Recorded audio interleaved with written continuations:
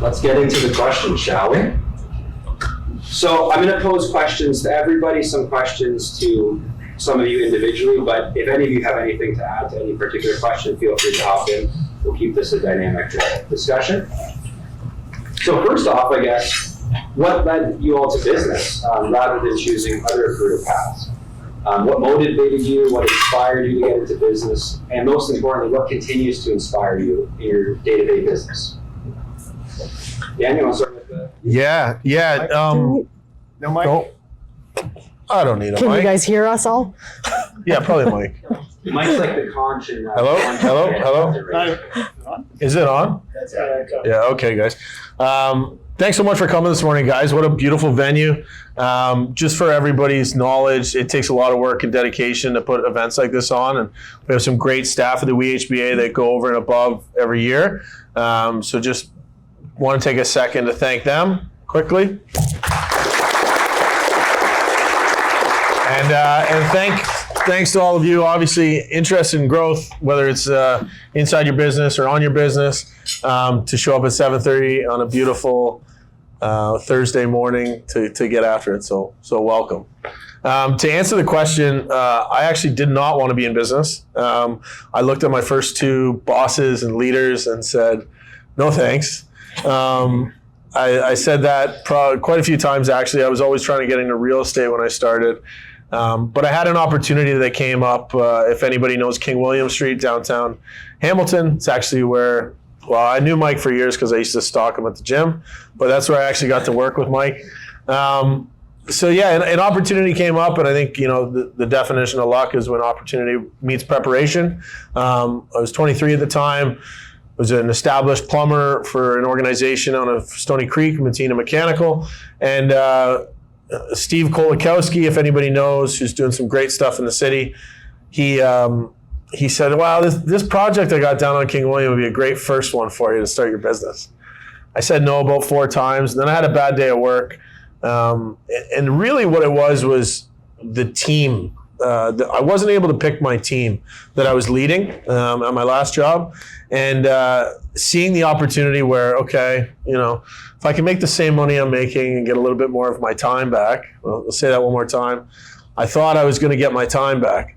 It's just so far from anything smart to come out of somebody's mouth, starting a business. But yeah, I thought I would get my time back, and I started up, and I'll never forget the time when I always said, well, when you start out, it's always one more van or one more crew, whatever, business that you're in, maybe one more team. And I remember when I got to the 5th van and I kept having to justify my credit limit to Ford Credit, needing to get another van. And at 5, I just said, we're just going to see where we can take this thing. So it was really interesting on the journey of, thinking everybody wants to be in business for self. I actually was able to look at the leaders and say, I don't want to do that. First one in, last one out. Every time they went on a vacation, it seemed like it was a disaster. I'd get these frantic phone calls from somewhere in Greece, and you got to go here, and you got to pick this up, and you got to do that. So I was very aware at a young age of what I didn't want. And then when I made the decision to go over to entrepreneurship, it was so apparent to say, I'm going to do it different. I'm going to do it better for me, not better for anybody else. And obviously, everybody has their own definition of success, but that was my little journey.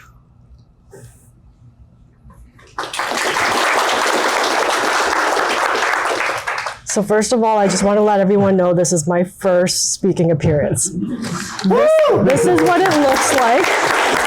And this is what it looks like when you host a podcast. So for me, I became interested in the business side of things because it really intrigued me to see how all these different disciplines and all these different decisions come together to make a community. So I went to university for civil engineering. That was very theoretical. Yes, you had a few lab experiments here or there, but that doesn't compare to real life. At the end of the day, I really wanted to be involved with something tangible. And yes, right now, a lot of my day-to-day is behind a desk or at a boardroom. But at the end of the day, when you can look at a community, walk through it, and go, I helped build that. I think that's the most rewarding thing you can ask for. So for me, motivation, I think, changes from time to time. Right now, my word and my motivation is stability. So what does that mean? I'm looking to create a stable environment for myself and my team, because I think that's how you can thrive. There's always ups and downs, but how are we going to think clearer is by being stable. And I think it's also quite fitting in this industry, because what better way to provide stability to people than creating communities that they can live in?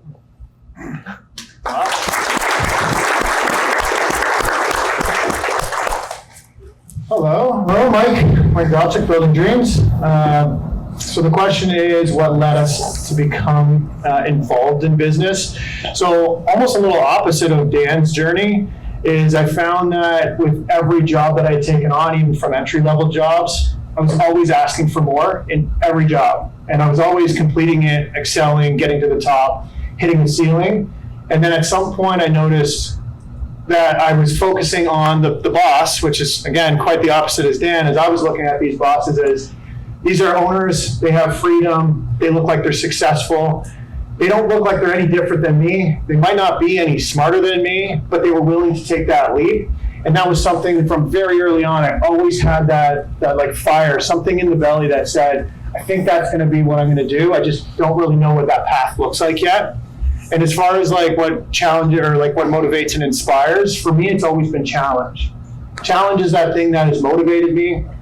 It's been the thing that's inspired me. And each and every day, it still excites me. I've never done this as well. This is a challenge for me also. So it excited me when I got invited to sit on the panel and talk in front of a bunch of people because it was a learning experience. So for me, it's always challenge that it excites me.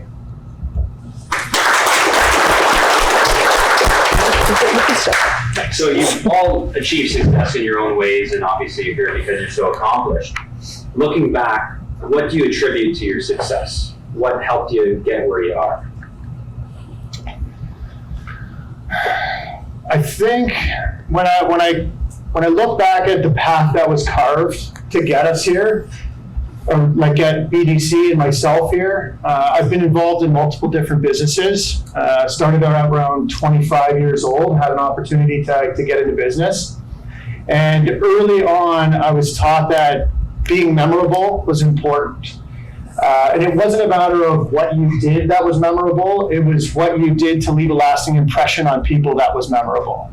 And that was a bit of a different way of looking at business. Because for me, it's, so for instance, a lot of you guys don't know, but one of my first businesses was a pita pit franchise. And through that pita pit franchise, I was taught that we were not a pita shop. There are a lot of people who make pitas. There's Subway, there's Quiznos, there's pita wraps, there's shawarma places, there's a lot of competition who do that really well. It was always a matter of what else? What else do you bring to the table? Because I know for a fact that when they leave my place or they leave with me, they're gonna leave with a great product. So is it that same thing's going to happen somewhere else too. What else do you bring to the table that is going to make a lasting impression on somebody? So I carried that into the business and the contracting world, that whenever I looked at contractors, we've all seen the HGTV, Homes by Homes and those type of things where it's nightmare contractors. So there was always this painted picture of contractors are bad, they're trying to rip you off, they're overcharging. It was trying to change the narrative in that space of how do you just do it different? And I always looked at it as like, I think that I just believe in myself enough to do it different. I'm gonna leave a lasting impression on people. Someone's gonna call me at Christmas that I did work for 3, 4, 5 years ago, wish me a Merry Christmas. Those type of things matter to me and really trigger me to continue to do what we do. So that's that.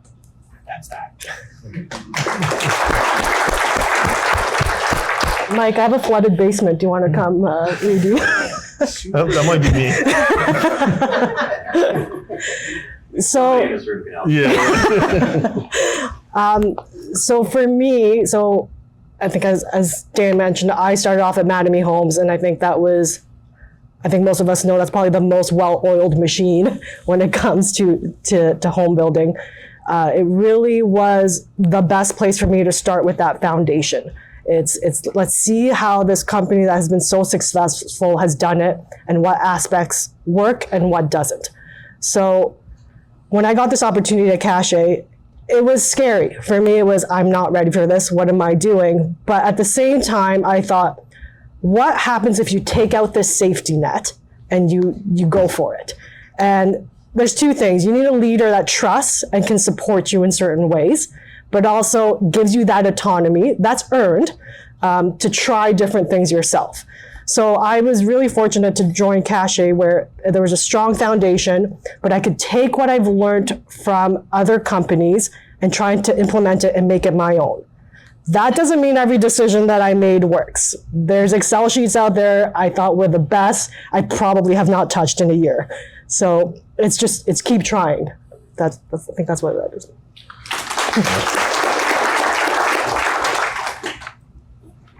Yeah, so who's an accountant in the room? Okay. So you get to see a lot of P&Ls, eh?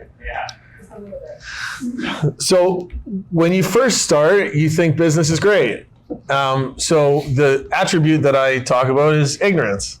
So at the beginning, you're ignorant to the fact of what business is like. Sometimes there's something that kind of pushes you into business, whether it be I can do it better, I can do it different, or I don't want to work for this guy. And so when you come around it, the reason I bring up accountants is if you reverse engineered most startup businesses, no one in their right mind would do it.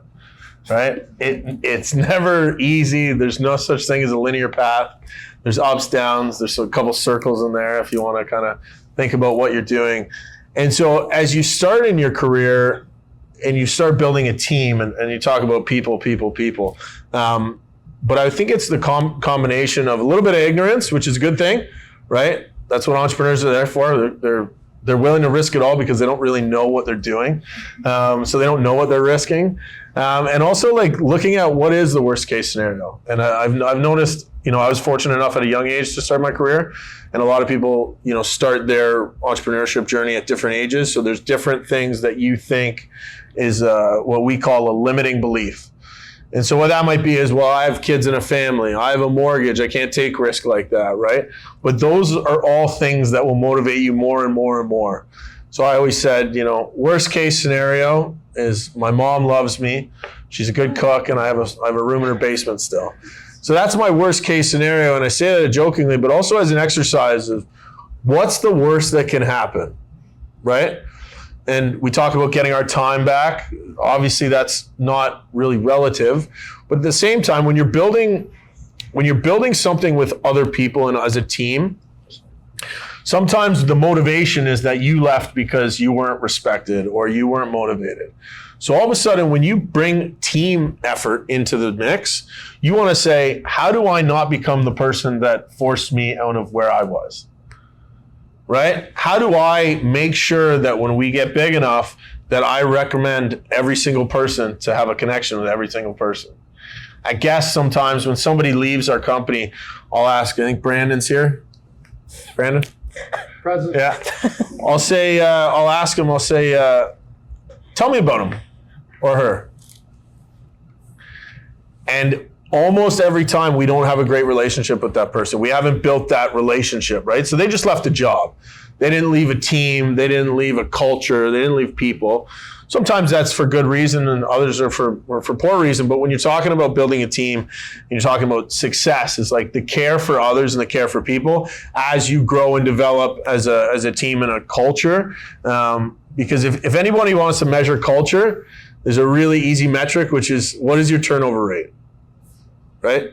And so it's very, very simplistic, but I think at the baseline and what attributes the success of myself and guests is just that care of why we want to do things and how we want to bring people together. That's it. So, Dan, you highlighted the risk in starting a new business and looking at worst case scenario. Jesse, you mentioned that it was scary making a jump from Madame to Cachet. How did you deal with those doubts and those fears? Because obviously it's a very emotional decision, making a change, whether starting a business or changing companies. How did you handle that and grapple with that? So I'm going to go back to the beginning of my career because there are probably two things that happened early on that still stick with me and help me overcome things today. So probably about 3 weeks into the job, I was in a big meeting room, probably over 50 municipal staff, developers, lawyers. And the meeting room was set up like a big square. So imagine a bunch of these tables in one large square, probably from here to that green wall. I was sitting probably right between that entrance, in between the two green walls there. I'm sitting there going, holy crap, who are all these people? So then the regional chair walks in and he sits right about where I am. He scans the room, he stops at me, and he goes, who are you? And I go, I'm Jessie Hakong. And he goes, why are you here? And I go, right, nobody knows who I am. I'm showing up for the first time. And I'm like, okay, right, I'm a land development coordinator from Cachet Homes. And that was it. He carried on with his day. And I just went, what the hell just happened? But luckily for me, it was a realization that that's probably not the last time I'd be put on the spot like that. So just to kind of be ready to be confident and know that you do belong in that space. And then my second turning point was probably, honestly, 4 to 5 months into that same job. I was looking at myself and I go, I can't keep up with these demands. No one else that I'm dealing with looks like me. What am I doing here? I was ready to pack a bag, go travel, or go back to school. I was like, this industry just isn't for me. Then, this is my little HR plug, but you always see this thing called Employment Assistant Program, or EAP. And I go, no, everyone goes, what is that? I'm never gonna call that. And I remember seeing this little symbol that said career counseling. And I looked at it and went, you know what? I'm having doubts. Why not talk to someone that has nothing to do with this industry to help me figure out before I make a rash decision? And what I come to realize is I went through a co-op program where every 4 months I was switching jobs. So at that 4 to 5 months, I was like, wait a minute, I'm not going anywhere. I'm not going back to school. I'm not going to another job. I think that's when real life hit. And I think it's just part of change. And we know that change is hard, and it's just how do you get past that? Fast forward a couple weeks later, I had 2 bosses. One of them got let go. And I was like, wait a minute, there was a fundamental issue with what was happening, and it wasn't just myself. There's a couple things that can come together, but I was like, okay, hold on, let me see this. And I think what I learned from that was 3 things. Be open, be vulnerable, and voice your concerns. Because it might be out there, and it might just not, someone just needs to hear it.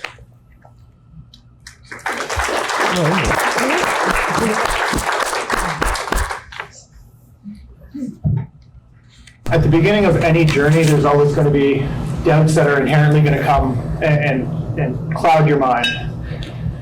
What I found early on, when the opportunity came to open up my own business, I think given that experience before that, of looking, like reaching the ceiling of each job and then always thinking like I could do that, going into my own business, I was oddly confident about it. I didn't really feel like I had a lot of doubts that were like clouding me in those early stages. Maybe it's what Dan refers to as ignorance.